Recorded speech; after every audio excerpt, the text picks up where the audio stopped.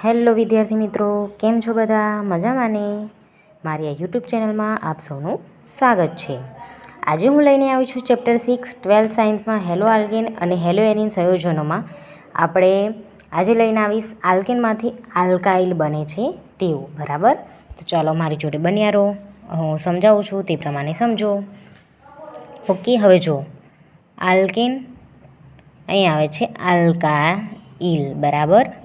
હવે આલ્કેનમાંથી આલ્કાઇલ બનવું હોય ને તો આલ્કેનનો એક હાઇડ્રોજન ગુમાવે તો તે શેમાં પરિવર્તન થાય? આલ્કાઇલમાં, બરાબર? આલ્કેનમાંથી એક હાઇડ્રોજન ગુમાવીને આલ્કાઇલ બને. હવે જો આગળ સમજાવો આલ્કેનમાંથી આલ્કાઇલ. હવે CH4 છે એટલે શું છે? મિથેન, બરાબર? હવે મિથેનમાંથી શું બનશે? CH3. હવે એક હાઇડ્રોજન ગુમાઈ ગયો એટલે મિથેનમાંથી શું બની જશે? મિથાઇલ. જો આવા આગળ હું બીજું ઉદાહરણ આપું કે C2H6 શું છે? ઇથેન. હવે C2H6માંથી એક હાઇડ્રોજન ગુમાવશે ને શું બનશે? C2H5 તો બનશે ઇથાઇલ. પછી C3H8 છે પ્રોપેન. તો હવે આમાંથી એક હાઇડ્રોજન ગુમાવીને શું બનશે? C3H7 તો શું બનશે? પ્રોપાઇલ. હવે જો C4H10 તમને આપું છું બ્યુટેન. હવે કેવી રીતના બને મને કહેજો, કોમેન્ટમાં લખજો. C5H12 pentane. આ બંને મેં તમને હોમવર્કમાં આપું છું. તમે આ બંને મને હોમવર્કમાં કરીને કોમેન્ટમાં લખીને બતાવજો કે આ લખ્યું. ઓકે, આ બે તમારું હોમવર્ક છે. ચલો, હવે આલ્કેનમાંથી આલ્કાઇલ આપણે જોયું કે એક આલ્કેનમાંથી એક હાઇડ્રોજન ગુમાવીને આલ્કાઇલમાં પરિવર્તન થાય છે, બરાબર? મિથેનનું મિથાઇલ બને છે, ઇથેનનું ઇથાઇલ બને છે, પ્રોપેનનું પ્રોપાઇલ બને છે. હવે બ્યુટેનનું તમે જોજો, પેન્ટેનનું તમે જોજો અને મને કોમેન્ટમાં જવાબ આપજો.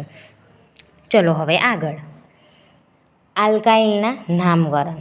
હવે જે આલ્કાઇલ બનાવ્યું ને હવે એનું આપણે જોઈશું આલ્કાઇલના નામકરણ, બરાબર? હવે પહેલું જો 2 મિથાઇલ, આગળ જેમ જોયેલું નામકરણ એમ જ છે. 2 મિથાઇલ પ્રોપેન, બરાબર? હવે આમાં મિથાઇલ છે એટલે શું લઈશું? CH3. પણ કઈથી શરૂઆત કરેની? પ્રોપેન. એટલે કેટલા કાર્બન હશે? 1 2 અને 3, બરાબર? હવે 2 છે તો વચ્ચે આવશે મિથાઇલ એટલે CH3. તો એ શું રહેશે? CH3 CH3 બની ગયો, આવી ગયો. આને કહેવાય 2 મિથાઇલ પ્રોપેન.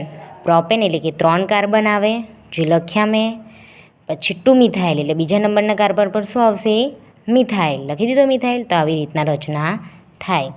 જો બીજું 2 ઇથાઇલ પ્રોપેન, બરાબર?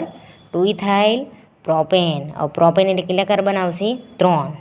હવે બીજા નંબરના કાર્બન પર શું છે? ઇથાઇલ એટલે કે CH2 CH3, બરાબર?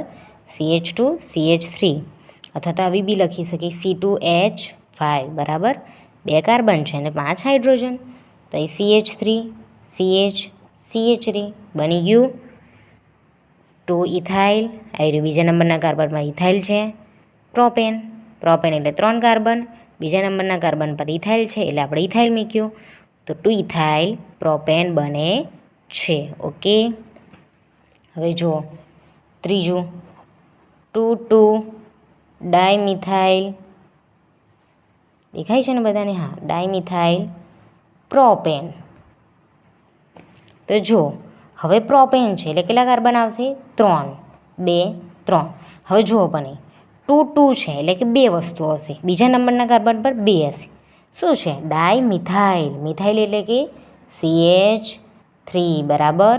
2 પર છે એટલે કે ઉપર બી આવી શકે નીચે બી આવી શકે, એક જોઈન્ટ આવે નહીં. મિથાઇલ છે એટલા માટે મિથાઇલ ઉપર બી આવશે ને નીચે બી આવશે, બરાબર? કયા નંબરના કાર્બન પર છે?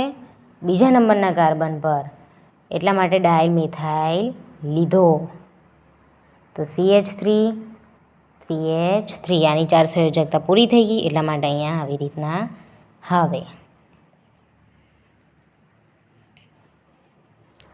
પછી ચલો આગળ 2 ઇથાઇલ 2 મિથાઇલ પ્રોપેન. જો અહીં આવે પ્રોપેન છે એટલે કેટલા કાર્બન હશે? 3. શેના પર છે? 2 ઇથાઇલ, 2 મિથાઇલ, બીજા નંબરના કાર્બન પર. 2 છે એટલે કે બીજા નંબરના કાર્બન પર શું હશે? ઇથાઇલ એટલે કે C2H5, મિથાઇલ એટલે કે CH3. અહીંયા CH3 આની 4 સંયોજકતા પૂરી થઈ ગઈ, હાઇડ્રોજન આવે નહીં. 2 ઇથાઇલ, 2 મિથાઇલ, પ્રોપેન. તો 2 ઇથાઇલ, 2 મિથાઇલ, પ્રોપેન થઈ ગયા. 3 કાર્બન છે એટલે પ્રોપેન કહેવાય. ઓકે, હવે આપણે આગળ જોઈએ. હવે હું તમને એક હોમવર્ક આપું છું. 1 મિથાઇલ, 2 ઇથાઇલ, બ્યુટેન. આ તમારે હોમવર્કમાં લખી લાવવાનું છે. પછી મને કોમેન્ટમાં જવાબ મોકલજો. ઓકે, હું જોઈ લઈશ. ઓકે વિદ્યાર્થી મિત્રો, આજે આપણે આલ્કાઇલના નામકરણ જોયા. દેખી લો.